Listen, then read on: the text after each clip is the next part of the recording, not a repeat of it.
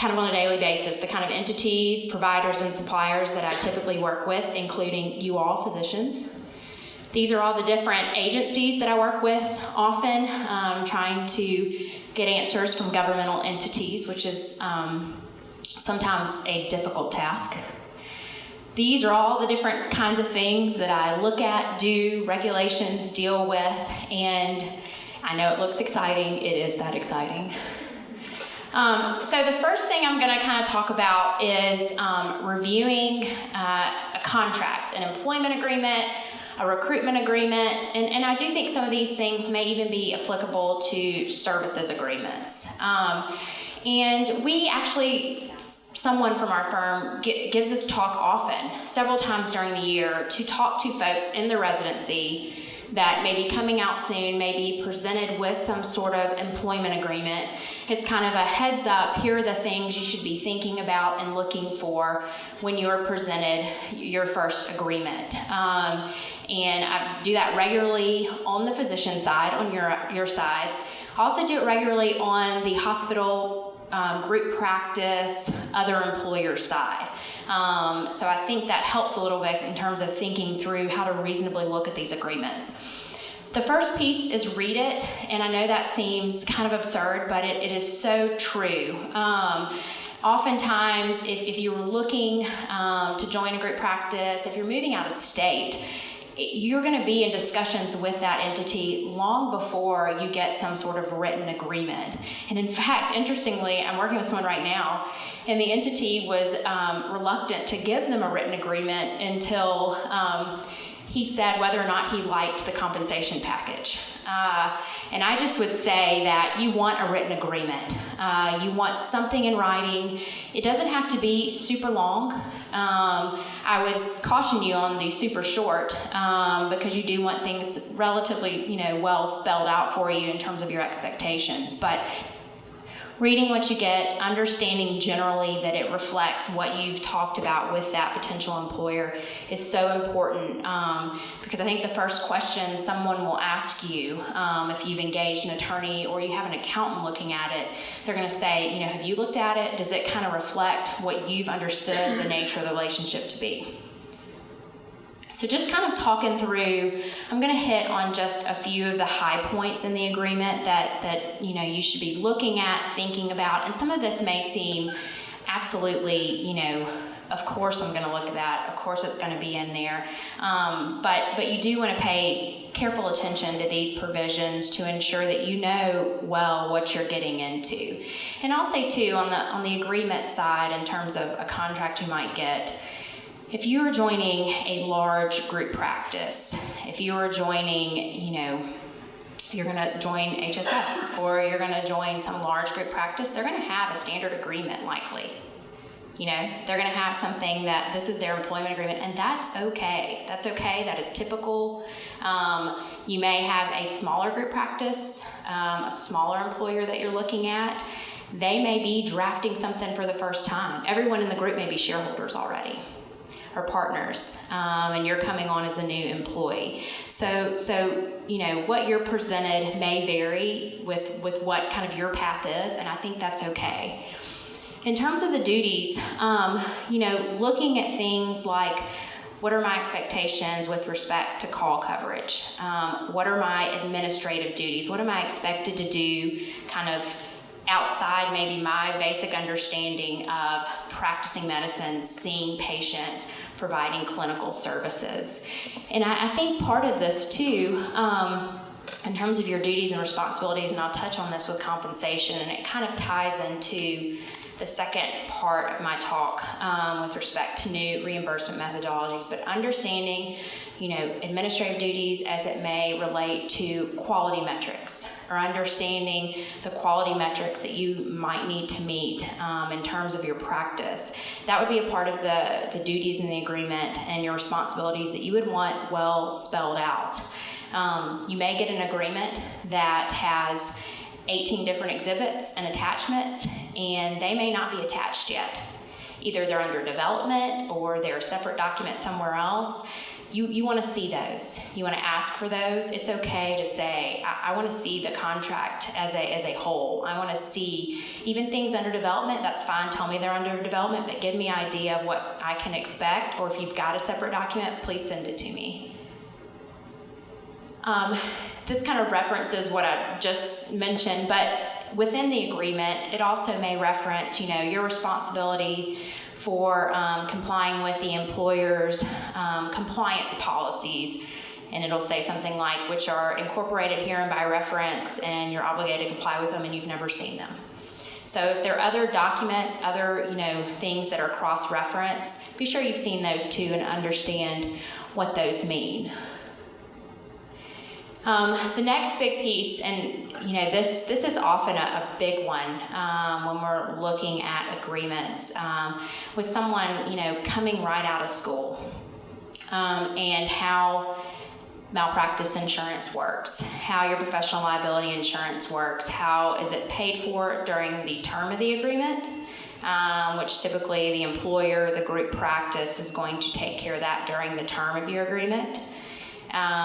If it is a claims-made policy, which it would be in Alabama, I don't know, it might be slightly different in other states, you're going to have to get some sort of tail coverage or reporting endorsement. And kind of a big point of negotiation, discussion would be, upon termination agreement, if this agreement ends, I go somewhere else, who's responsible for my tail coverage? Am I responsible to pay for that? Are you going to pay for that? And there are different ways you can see that work. If you are terminating the agreement because they did something wrong, you would rather them pay for it. So that's kind of I think, negotiation point, and one that I've seen when folks are coming out, pay close attention to. Another thing I'll say about liability insurance is if you intend to moonlight, if you're looking at doing something at a different hospital, at a different facility, I think it will likely be the case that your malpractice would maybe not cover that. And so you need to understand the obligation if you are engaging in any sort of moonlighting to get separate coverage, or the entity that's engaging you, that they take care of your coverage while you're providing those moonlighting services. So how the insurance works with that is also kind of important to understand. So compensation, you want the agreement to say what you are going to make. There's different ways this is done. It can be a set salary with a bonus potential based on work RVUs, maybe based on meeting certain quality components, maybe picking up additional shifts of call coverage. So you could have that base compensation, or you could be on a strict production model that's strictly based on your work RVUs, based on your professional collections. That third bullet point with respect to ancillary revenue, how you are paid for ordering an x-ray, how you're paid for ordering a test, is a very highly regulated area under the physician self-referral, Stark, or any kickback laws, depending on kind of the circumstances of your employment. And so, those being paid generally, those being paid dollar for dollar, you refer a test, you get all that money back, you get that technical component back. That is a no-no, and the agreement shouldn't be set up that way. And that may just kind of underscore the importance, I think, of having an accountant and an attorney look at the agreement to ensure, from a regulatory standpoint, that it meets all the regulatory requirements with respect to Stark and any kickback. Because what can happen there is, if it doesn't, all the claims that have been submitted for what you do turn into false claims, turn into having to repay the government, turn into treble damages. In worst case scenario, could turn into criminal penalties. So that's an important piece. If you're being paid somehow for these tests or these ancillary revenues, that they're done correctly in terms of, even in the context of your employment, is an important piece of this. The last bullet point, it's funny when we do this presentation and we start talking about the tax law implications, a couple of my partners, their eyes just glaze over, and they don't even, in fact, when we do it, together, they'll be like, please don't talk about the tax stuff. And so I'm not going to talk about the tax stuff very long, but it's important to know that there are lots of different tax laws to be aware of. There is a relatively new one. It's called Section 409A, not to be confused with 409, the cleaner. And if payments are made, if payments are made at a deferred level, if you say, for example, you know what, whatever I earned in the fourth quarter, my bonus, I don't really want to get paid that this year. It's going to push me into another tax bracket. Can you pay me that in 2017? That's a no-no. And so your agreement shouldn't allow you to do that. Your employer shouldn't be willing to do that. So it's just, again, I think that's probably, if you have an accountant or an attorney look at it, they'd be aware of those issues, because you would be assessed some sort of tax penalty if the payments aren't made correctly. Does anybody have any questions? Okay. Termination rights, and this is, I'm trying to hit kind of the big, there's lots of boilerplate, we call boilerplate in contracts. There's, sections that appear in every single contract we see. There's things called reps and warranties. I'm trying to today hit kind of the big picture items that I think you all, when you're looking at something, would be most interested in. And certainly termination rights. And I would say, too, with termination rights, depending on your circumstances, if you're kind of, feel like you're going out on a limb and you're looking at an opportunity across the country, you're looking at an opportunity that's not kind of near your home state, that seems like a stretch, but it seems interesting, it's a good opportunity, termination rights would be very important, because you don't want to get out there or get wherever it is you're going, think it's going to be a great opportunity, it turn out to not be what you hoped, and you're kind of stuck in an agreement without any sort of termination rights. So there are generally two types of termination rights. There is without cause termination, which means nothing went wrong, everybody's happy, we just want to end the relationship after a certain period of time. And there's time frames placed on that, 30 days, 60 days, 90 days. You would have to tell the employer, they would have to tell you, everything's great, we just want to terminate this contract. I would look at the length of time given. Again, if your circumstances are that you're kind of going on a limb, doing something you're not quite sure about, kind of putting a lot on the line, you maybe wouldn't want a very short without cause termination if the employer could say, in 30 days, you're gone, you got to find something new. You may want something kind of in the middle that gives you a little flexibility, but also would give you time to find something else in the event the contract is terminated. So that's without cause termination. With cause termination is what it sounds like. It is termination in the event something happens, something goes wrong, and sometimes in the agreements, without cause termination will be with cause termination will be one-sided, in that you may not be afforded that right, but the employer can terminate you immediately and they are big ticket. You lose your license. You can't be covered anymore by the malpractice insurance for some reason or another. You've been excluded from the Medicare program. So they are kind of big ticket items that allow the employer to terminate immediately. The agreement also may include things that allow the employer to terminate you that maybe aren't as black and white, that are a little more subjective. We often see things that say, employer can terminate you if you are doing things in the community that the employer views in its sole discretion as damaging to the reputation of the employer, and they can let you go. And what we try to do with those is, fine, if I'm out there doing something that's that egregious and damaging to the reputation, you can't terminate me immediately. Give me, what's called a cure period. Give me 30 days. Give me notice. Say, hey, we don't like you delivering pizzas on the side. We think it's damaging to our, reputation as an employer. Can you kind of let that side gig go? Something like that that's subjective. I think you would want to have some sort of what we call cure period in the agreement to, not be kind of caught off guard. And I think that's generally what we try to do with the termination rights, is not to be caught off guard. That you know what you're getting into, reasonable expectations about how and when the relationship can end, and what control you have over how and when the relationship could end. Severance payments are certainly something that we've seen. I think kind of starting out at first, it's difficult to negotiate that into an agreement if it's kind of right out of school. But it certainly could be something of, if you terminate me for no reason, and you give me 90 days notice, you're going to continue paying me my salary for at least that 90 days and maybe the 30 days thereafter to give me the ability to go out and look for something else. And so there are ways to do it. Again, just I think the overall with termination is to make sure you feel comfortable knowing what you're getting into, and if things don't go as planned, you can end them.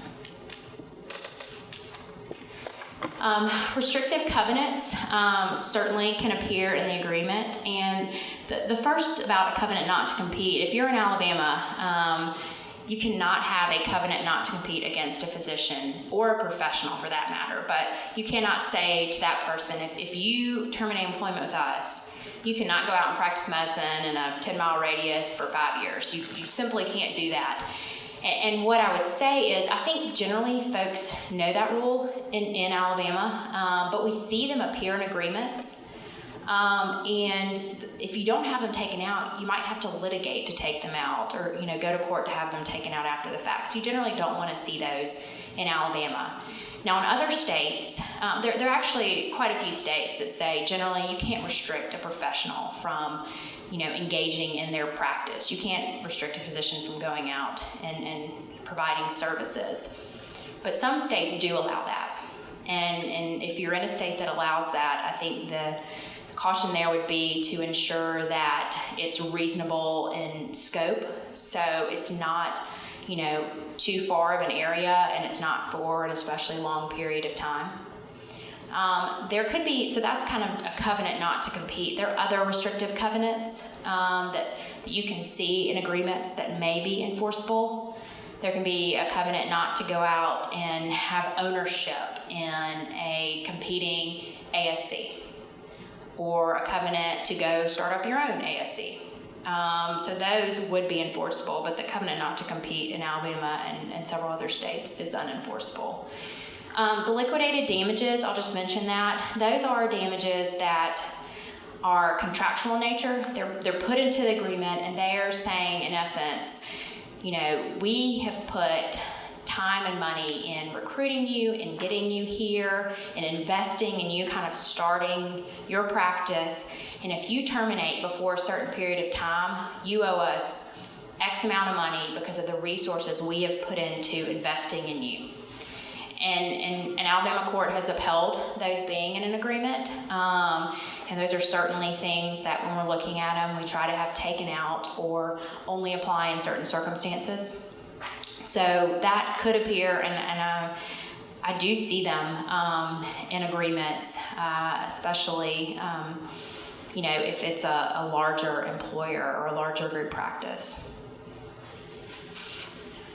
And I think this is the last piece I'll touch on is hospital recruitment. And this is generally when a hospital is involved in recruiting you and bringing you to a certain service area because they need a general surgeon. They have a shortage. They are going to help that practice, or they are going to help you start your practice in that service area by essentially loaning you money.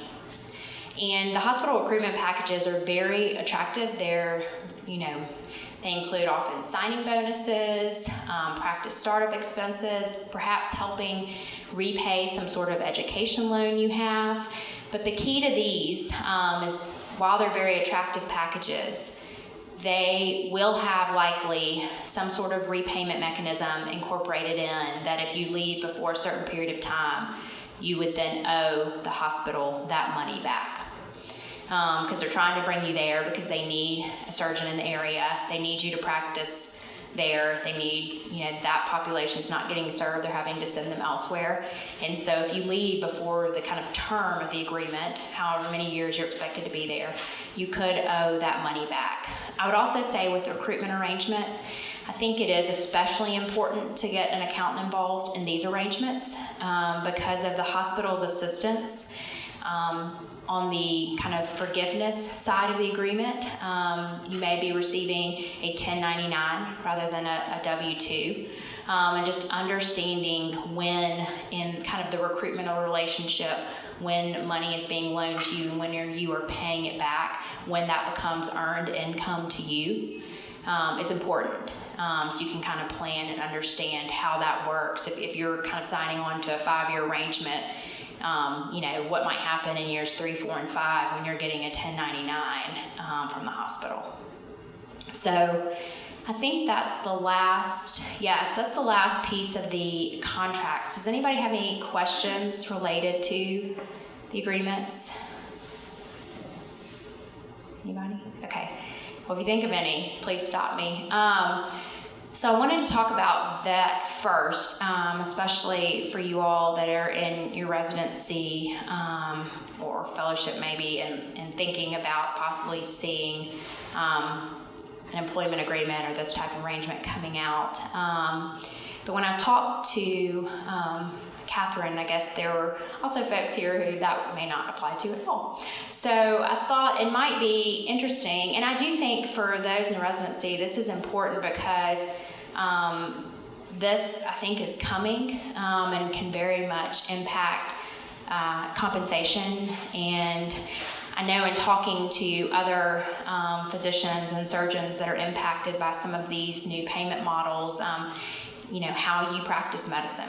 I was going to kind of run through and touch on some of the alternative payment arrangements that we are seeing that are coming from CMS, Centers for Medicare and Medicaid Services, through the Medicare Innovation Center.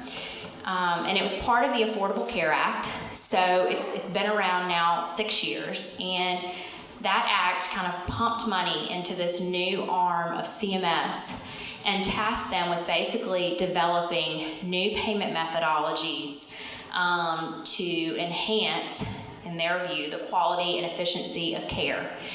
And it's a lot of money, and they continue to pump more money into it. Some of the models have not been successful. They have been ended or terminated. Some of the models have had limited success. And some of the models are, in certain statistical views, very successful. And so I think folks feel like this is kind of what's coming, and what could be, rather than being paid, fee for service, rather than being paid how things have gone over the last, I guess, couple decades, that these new alternative payment arrangements may be kind of what we can expect and what will be the norm in the coming years, should they prove to be as successful as CMS hopes for them to be.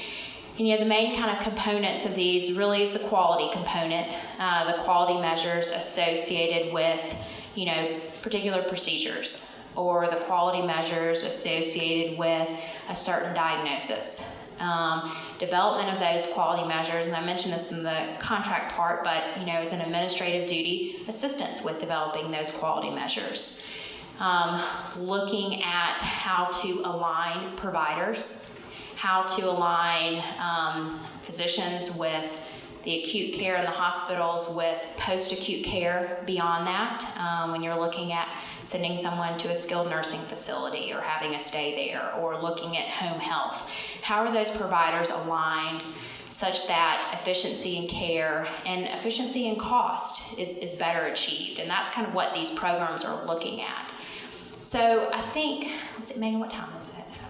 1:44. Okay. I think in terms of you all and surgery, I will talk about bundled payments and CJR, because I think those could impact you all, or certainly involved, I think, in your practices. There are other ones out there. There's a new primary care model that just started, or just kind of was announced, I think, a couple weeks ago, that involves certain groups that aren't already involved in the ACOs. And I think one thing to think about these models and how it can impact your practice right now, the way these are being tested, for the most part, and I'll say with the exception of a few, and I'll mention the comprehensive joint replacement model, but they are voluntary in nature. So there is an application process. There is a willingness to say, I want to be a part of this test project. I want to kind of come up with these metrics. I want to create some sort of care redesign. I want to see how this works in my facility. CJR program, and I think the thought is, and in terms of coming from insiders in CMMI, is not voluntary for certain hospitals. And so the thought is that we may be seeing more involuntary projects in the future, or involuntary with respect to certain DRGs, certain procedures that they have to be done with respect to the bundle. It could be coming, sooner than we might think. So one is the bundled payment program, and this is basically looking at an episode of care, a joint replacement, an orthopedic procedure, I think COPD. There's 73 or so DRGs that are involved in the bundled care program, but this is looking at an episode of care. I'll take Model 2 as an example. An episode of care, and saying from the time that person is admitted to the hospital, has his or her surgery, through the time they, the 90-day episode, through maybe skilled nursing, through maybe any sort of home health assistance, rehabilitation, we're going to look at your historical data and we're going to say, here's your target price. So you want to do this procedure for this amount of money. And the thought is you achieve that, or you do that by creating this kind of program. And we've actually, we represent a Model 2 awardee, so a group that actually went to CMS and said, we want to test this. We want to look at these for some orthopedic procedures. We are willing to put in the administrative cost and effort to do this. And there is a lot, I think, of administrative cost and effort to these programs, which again, I think thinking about how you practice medicine and what you might be seeing in the future, your involvement in that piece of that, your involvement in the administrative part of it, in addition to your clinical work. But looking at care redesign, how do we make this patient stay more efficient? How do we make this, cost effective while still maintaining quality? While still, letting the beneficiary choose what he or she wants to do, post-acute care, if they want to go to skilled nursing. How do we maintain those things, but provide this service at a lesser price, or this episode of care, essentially at a lesser price. And in the event that episode is provided at a lesser cost, CMS has said in this program there's money to be shared, and it can be shared with the hospital, it can be shared with the physician groups, and we've kind of created mechanisms to share in those cost savings, and we're going to pay you for achieving this kind of quality, better efficiency, lower cost of care. And so that's the bundled payment program. Let me also, the ACO probably is not as applicable to you guys. And in Alabama too, we're a little slower on the ACO train than some of the other areas, states. I think we are just slowly, with some that have applied and are part of the investment model, which is the newer model. So we're not as Alabama at least is not as into that program. The CJR program, Comprehensive Care for Joint Replacement, is a new program that just started April 1. And it is taking two different DRGs for joint replacement, and it is an involuntary program. So it has chosen 75 different MSAs across the country and said, you hospitals, you have to provide these two DRGs at this cost. And if you don't provide at this cost, at the beginning of 2017, we're going to penalize you for it. We're going to make you pay back that extra that you had, the cost you exceeded than what we think you should have provided it for. And if you achieve providing a lower cost, we'll share the savings with you. So this program is involuntary. So these areas have to participate in the program. And there's only 75 now, but this summer we actually expect there to be, right now I think this includes 800 hospitals, and I think they expect this summer the program to be expanded to include possibly 12 or 1,300. And so they generally think they're going to like what they see and are going to expand the program. And I think for you all in practice, for me, when I look at these, I think, okay, how do we do the agreements? And we've got agreements between the physicians and the hospitals, and we're going to share money. We're going to make sure that sharing of money is okay under Stark and any kickback. And I think in talking to folks in practice, and please correct me if I'm wrong, but I think for you all, it's the impact on your practice. It's the impact of if my hospital is pulled into this and I'm an orthopedic surgeon, I'm going to be asked to do some administrative work to think about, you know, the appropriate quality measures, the appropriate care redesign, looking at agreements. There's special compliance programs that are a part of this. But as the surgeons, as the physicians, you're going to certainly be pulled in and asked to collaborate and help with the development of this program, because I think the hospital would acknowledge, and other providers that are kind of in the line of care, you all are essential to that program working correctly and working well.